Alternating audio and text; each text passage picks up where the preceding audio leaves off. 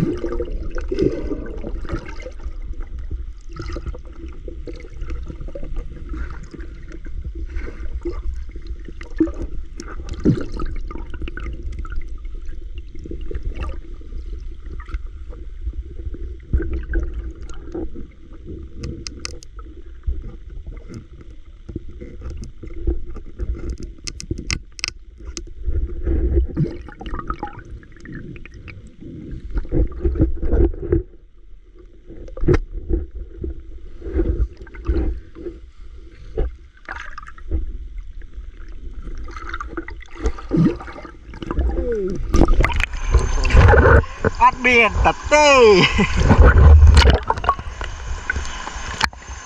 បានមួយ